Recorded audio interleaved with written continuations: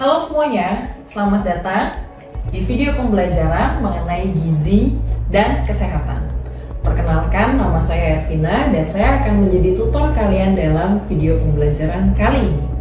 Di video pembelajaran kali ini, kita akan mengupas bagaimana hubungan antara zat yang kita makan atau makanan dengan kejadian risiko penyakit tertentu. Dengan gizinya seperti apa? Akan ada 10 modul yang akan kita bahas. Mari kita kupas modulnya satu persatu.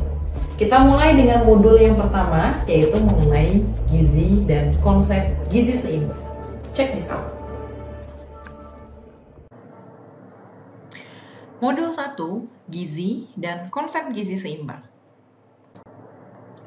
Sasaran pembelajaran dari video ini adalah untuk dapat menjelaskan mengenai zat gizi serta konsep dasar dari kecukupan gizi. Kami harapkan setelah menyelesaikan video ini, para siswa dapat memahami dan menjelaskan mengenai konsep tentang kecukupan gizi serta dapat menjelaskan perbedaan antara kebutuhan, intake, dan kecukupan zat gizi.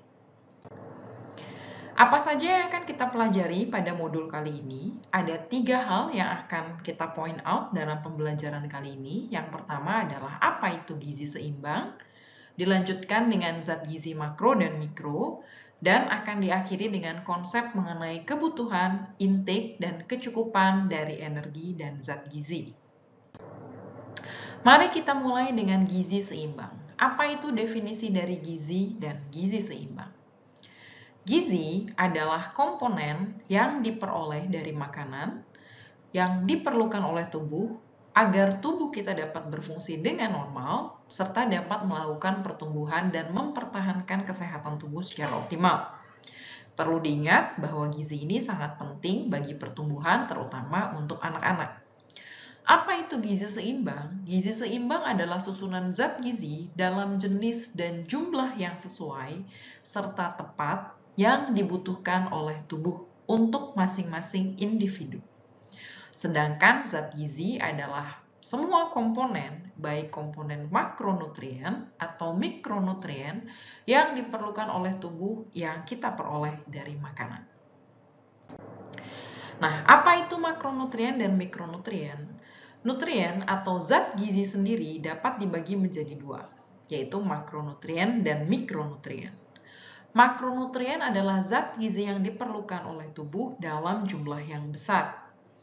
Contoh dari makronutrien diantaranya adalah karbohidrat, protein, dan lemak. Sedangkan mikronutrien adalah zat gizi yang diperlukan oleh tubuh dalam jumlah yang jauh lebih sedikit.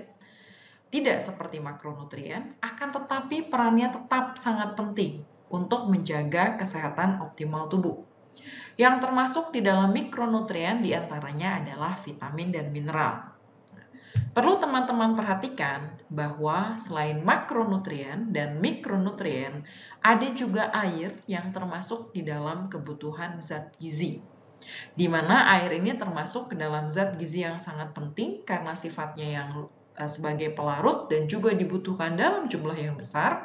Dan perlu diingat bahwa sebagian besar tubuh manusia tersusun oleh air.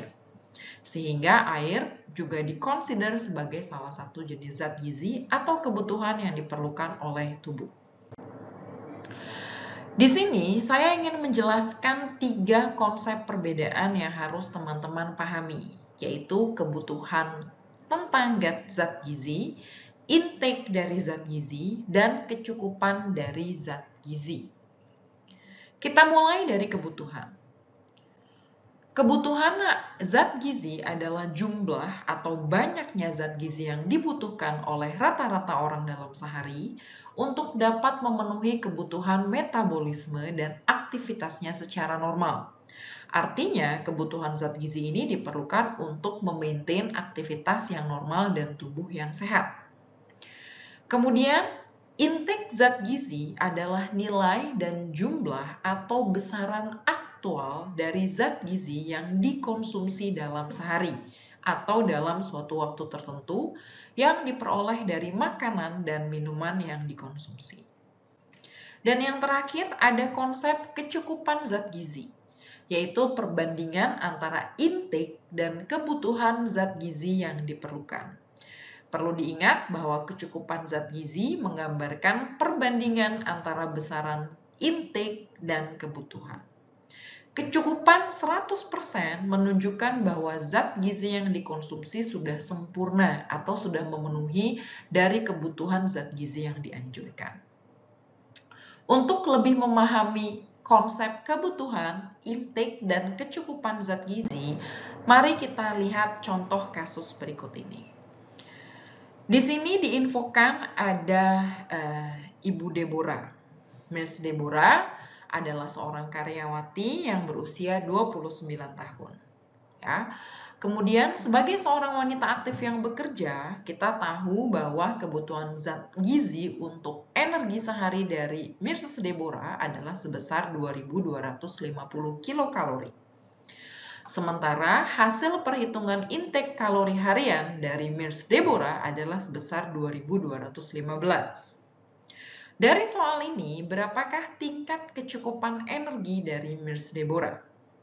Maka perlu diingat konsep yang sudah dipelajari sebelumnya mengenai kecukupan zat gizi, yaitu perbandingan antara intake dan kebutuhan. Mari kita jawab case ini. Dari soal diketahui bahwa kebutuhan dari Miss Deborah adalah sebesar 2.250 kalori. Dan intake yang diperoleh dari Miss Deborah dalam sehari adalah sebesar 2.215 kilokalori. Oleh karena itu, maka kecukupan energi dari Miss Deborah dapat dihitung dengan membandingkan jumlah intake energi dibagi dengan jumlah kebutuhan energi dan dikalikan 100%. Maka di sini 2.215 kilokalori atau jumlah intake-nya dibagi dengan jumlah kebutuhannya dan dikalikan 100%. Maka didapatkan hasil sebesar 98,4%. Dengan demikian, kebutuhan atau kecukupan dari Mrs. Deborah terkait dengan energinya hampir sempurna karena sudah mendekati 100% atau sudah mencukupi kebutuhannya dalam sehari. Mari kita masuk ke asesmen dari video ini. Untuk pertanyaan yang pertama dari mini quiz ini, pilihlah statement yang paling tepat untuk menunjukkan kebutuhan zat gizi. Apakah poin A, poin B, atau poin C? Sekali lagi, manakah statement yang paling tepat untuk menunjukkan kebutuhan akan zat gizi? Apakah poin A, poin B, atau poin C? Ya, harap submit jawaban Anda. Kemudian asesmen yang berikutnya, manakah zat gizi berikut yang termasuk ke dalam kelompok makronutrien? Anda dapat lihat lagi bahwa keterangan atau penjelasan mengenai makronutrien sudah dijelaskan sebelumnya. Apakah A, vitamin, B, karbohidrat, ataukah C, mineral? Mana yang tepat? Yang termasuk ke dalam kelompok makronutrien. Baik, setelah video ini selesai, maka saya sudah menjelaskan yang dimasuk ke dalamnya adalah definisi dari gizi, zat gizi, dan gizi seimbang, serta pengertian mengenai zat gizi makro dan mikro serta contohnya, dan perbedaan antara kebutuhan zat gizi, intake, dan kecukupan zat gizi. Berikut adalah referensi yang digunakan dalam pembuatan video ini dan informasi terkait dalam video ini. Jika ada pertanyaan, please do not hesitate to contact me. Berikut adalah email yang dapat dikontak. Terima kasih, sampai jumpa.